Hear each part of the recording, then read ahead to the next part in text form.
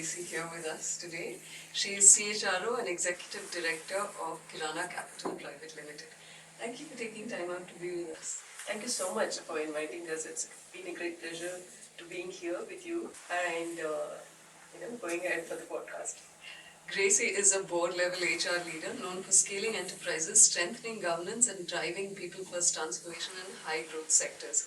Her expertise in training and development, POSH compliance, ESG, compensation governance, digital HR and culture building offers a sharp lens on how Karnataka's organizations can scale with discipline, inclusion and performance altogether.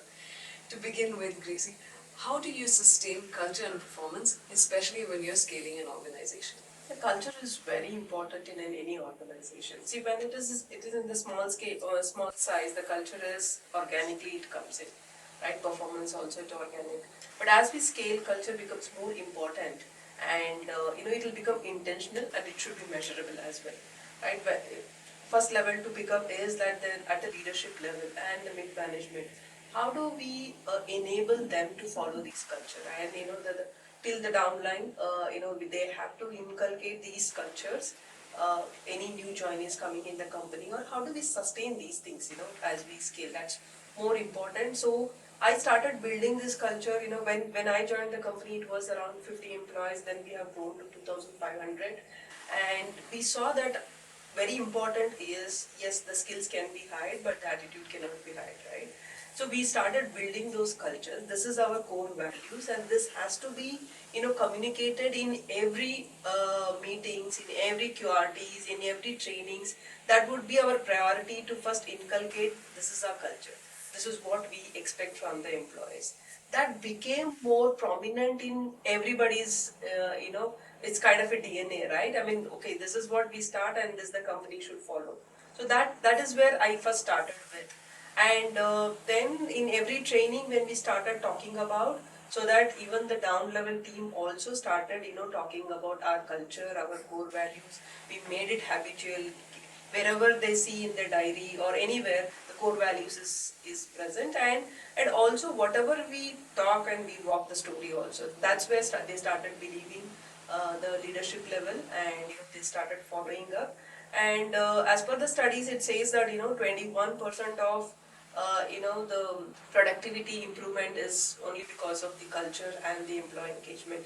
So I believe in that, and always first priority is employees for us, and then we ensure that they follow the culture, and also we ensure that how the employee engagement is connected to build the culture. And I think that's like a 50 times growth you're talking about, from 50 to 2000. So you must have massive experience. What does embedding governance, ethics and ESG into people's strategy look like, especially in practice, considering how your organization is really growing?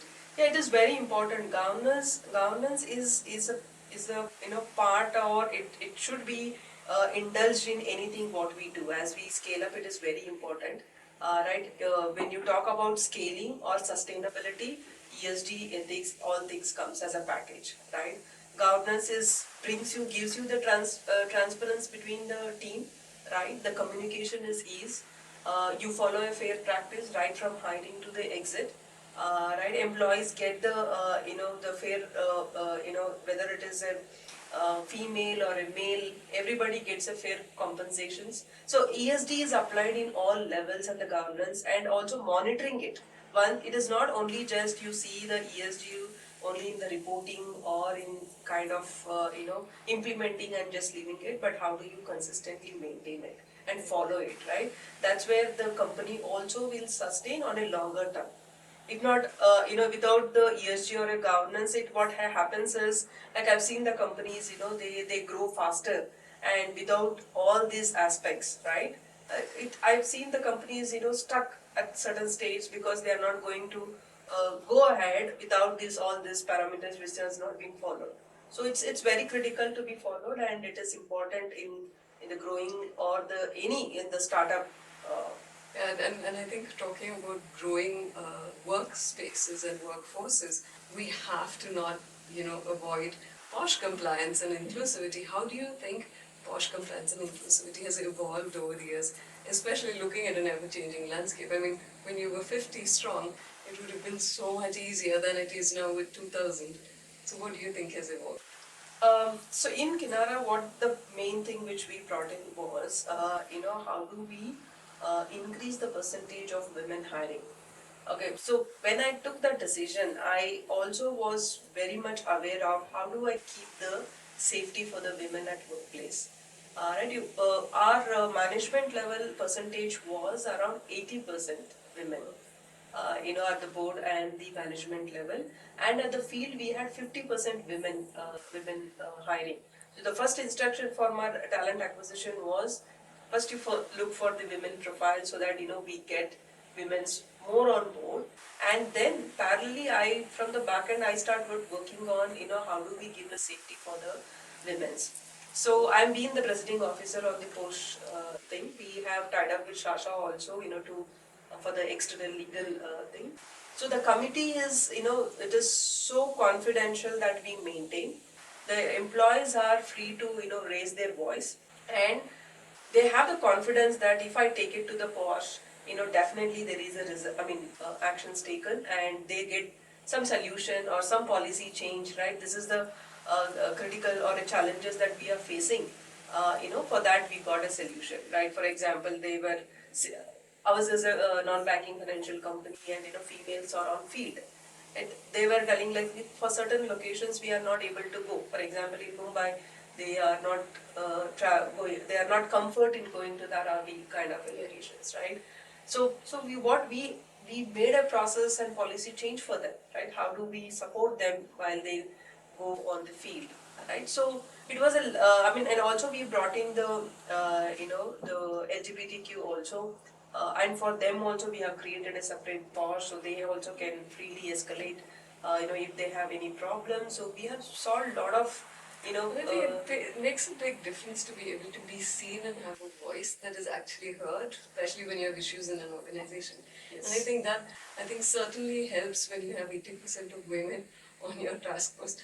Probably biased, but I think it does help to have an empathetic ear as well. Yeah, we believe that, at a leadership level, we bringing a women, it will be more, kind of, productive is one way. It's not on nothing, offending on the men part, but, we believed in that. Okay, my CEO also, she's in women, and, we always thought that, women can give more contribute. And I think that certainly works, especially when you're looking at, girls not wanting to move to Dharavi. I think that really helps because you know what that feels like as well, personally, right? Yeah. So none of us want to do it. And I think that, I think the whole evolving of how we look at teams, how we look at employees, how we look at, other people who work with us, colleagues, has really, really changed. And I think maybe as human beings, we're also evolving. So that's Right, just absolutely. I mean, I completely agree on that. It's evolved in that extent that, earlier, the females is even they would used to think that, to come forward and talk about anything, but now it's the platform is huge for them to, go and escalate at any level. So Definitely. definitely it has evolved and it is keep evolving, and it's really happy to see that, every woman can be out there, freely and safely also. Yeah. That's more important. Yeah, definitely. Moving away a little bit, how has digitizing HRMS and ERP really changed productivity, transparency, and decision making, especially? This is my favorite subject. When as we scaled at 50x, level, the first initiatives for me, I always believe in taking the decision based on the data. So anything they come, they ask for a policy change, I first ask them, do you have a data? So for this, as we scale, it was very important making the team entirely digital. So I have the entire HRMS digitalized, right from hiring to exit, employee engagement, everything digitalized. So first, it helped me in increasing the hiring scale. So we used to hire kind of 100, 200, then it became thousands, for the hiring the team.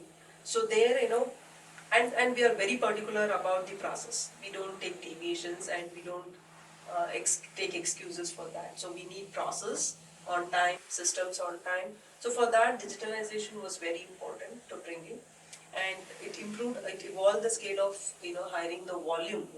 I had to maintain like thousands, so I had to do through multiple process of higher screening stages. So digitalization helped there, and we scaled up there like 20,000 screening we used to hire for the resumes.